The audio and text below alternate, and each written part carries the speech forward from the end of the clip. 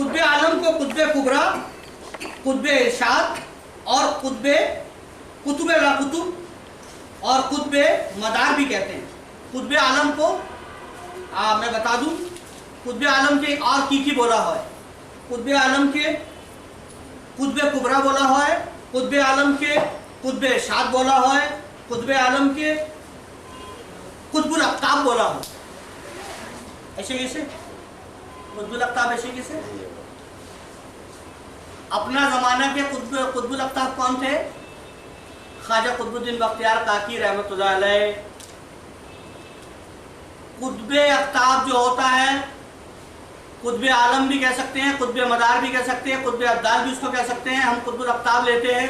कुतुबुल अफ्ताब को जो फैज़ हासिल होता है वो डायरेक्ट अल्लाह से हासिल होता है। और यही कुतुबुल अफ्ताब जब नमाज पढ़ रहा था असर की, ये कुतुबुल अफ्ताब जिसे अल्लाह से फैज़ हासिल होता है और आकाश और पाताल और धरती जिसके कारण से कायम रहती है। अल्लाह ताला कहता है अपने ज़माने के कुतुब की वजह से ही आकाश और धरती कायम होता है।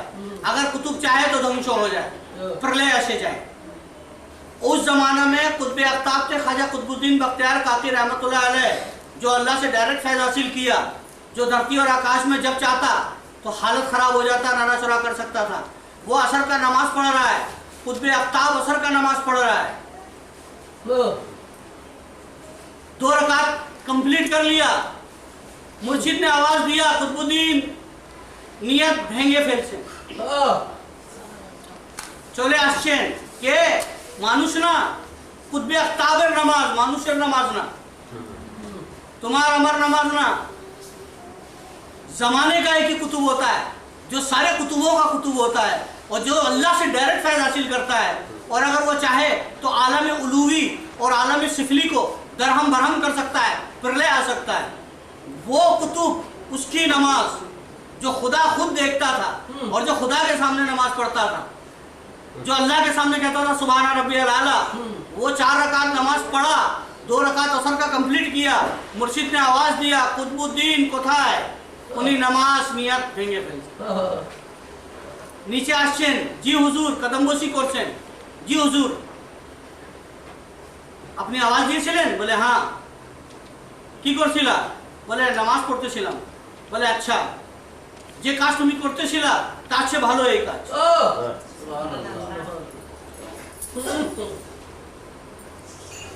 जो काम तू कर रहा था उससे बेहतर ये काम है जो तूने किया। तो कुतुब आलम की ये सारी मैंने आपको बता दी, क्योंकि मौजूदात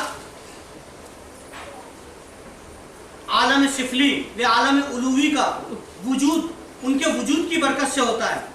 आलम सिफली, आलम मौजूदात, जमातात, नबातात, जो कुछ भी है वो इन्हीं की वजह से होता है। अगर ये ना हो तो धरती खत्म हो जाए।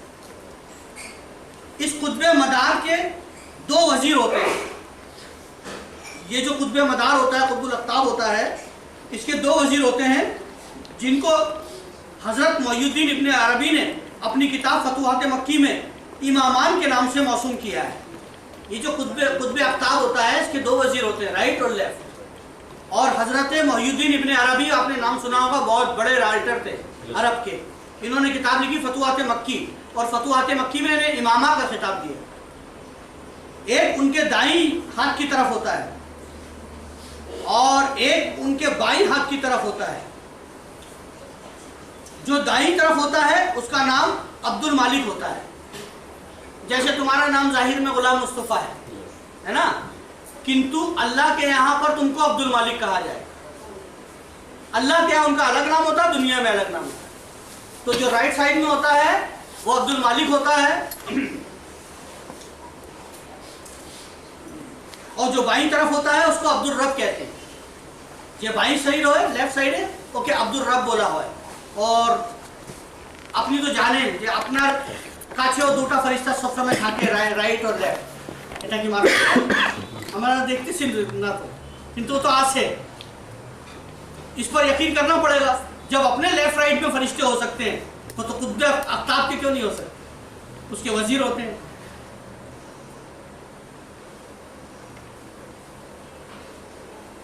और जो राइट साइड में है अब्दुल मालिक, वो रूह से फैज हासिल करता है, किसकी? कुतुब आफ्ताब की।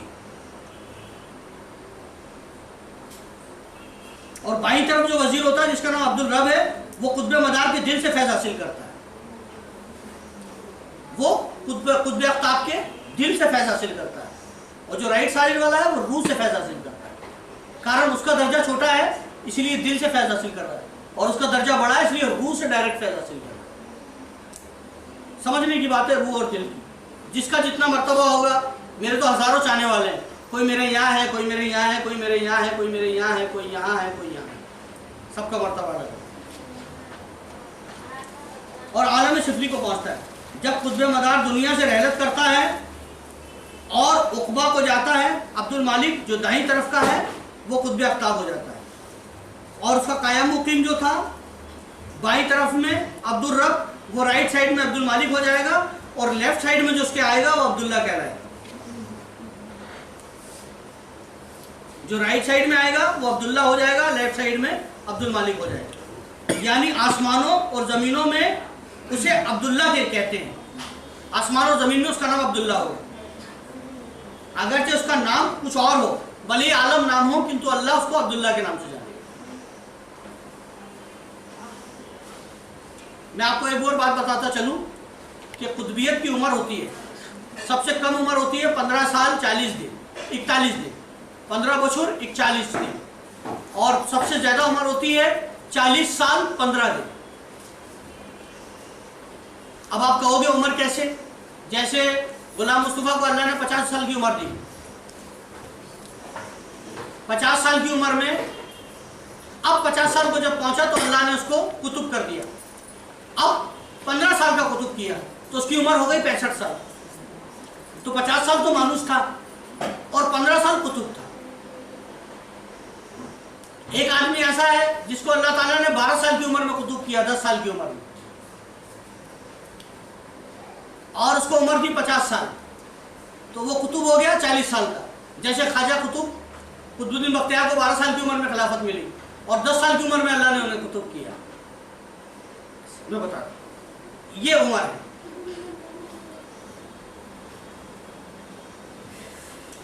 रिजालुल्लाह का बातिन में गोपन में नाम कुछ और होता है और जाहिर में नाम कुछ और होता है। हक़ ताला के मरातिब इसमें से मासूम करते हैं।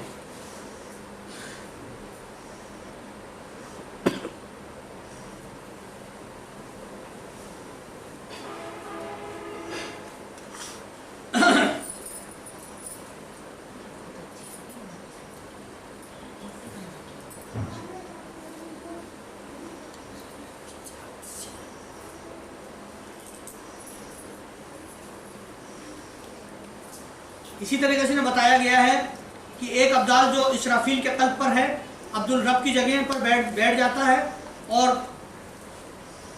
अब्दुल मालिक कुतुब मदार बन जाता है, और अब्दुल रब अब्दुल मालिक हो जाता है, और अब्दाल मस्कूरा अब्दुल रब की जगह पर आ जाता है। इसी तरह रोज़े क़यामत तक होता रहेगा। और क़यामत तक ऐसा होता रहेगा, आज नहीं होगा, क़यामत तक ही चलता ही रहेगा सिलसिला। आपने सुनी होगी एक हदीस के वलायत क़यामत तक जारी रहेगी, ये वही रिजालुल्लाह है। फतुहाती मक्की में लिखा है कि अब्दुल मालिक बायां वजीर होता है और अब्दुल रब दायां। फ़अम्मल कुतबात अली क़ुलूब अल अख़बिया अलैहिमुस्सलाम, तमाम आफ्ताब हज़रत अंबिया अलैहिस्सलाम के कल्ब पर होते हैं। ये जितने भी जो लोग होते हैं कुतुब, इनका कल्ब लेकिन नबियों के कल्ब पर होता है। अब आपको पता चलना चाहिए एक टू बाकी आसे আমি বলে দেই কার কল্ব কার উপরে আছে। তুমি জানো আমরা যখন মুরাকবা করি আমরা বলি চারজন হয়ে বসি যে হ্যাঁ আমার মুর্শিদের কল্ব আমার কলবে আসো, है ना? তখন তারপরে আমরা বলি এ আমার কল্ব আমার মুর্শিদের কলবে হতে, খাজা বাবার কলবে হইতে, রাসূলুল্লাহর কলবে হইতে তুমি আরশে আজমে যাও। তারপরে এ আমার কল্ব রাসূলুল্লাহ হতে, মাওলা আলী হতে, ইমাম হোসেন হতে, খাজা বাবা হতে, আমার মুর্শিদের কলবে হইতে আমার কলবে আবার আসো। আমরা মুরাকবা আমি করাবো, আমি দেখাবো ইনশাআল্লাহ। যে কিভাবে মানুষ আরশে আজম পর্যন্ত যায়, সেটা আমরা করব। মেডিটেশন চিশতিয়া দিয়েছে, মেডিটেশন আমরা দিয়েছি।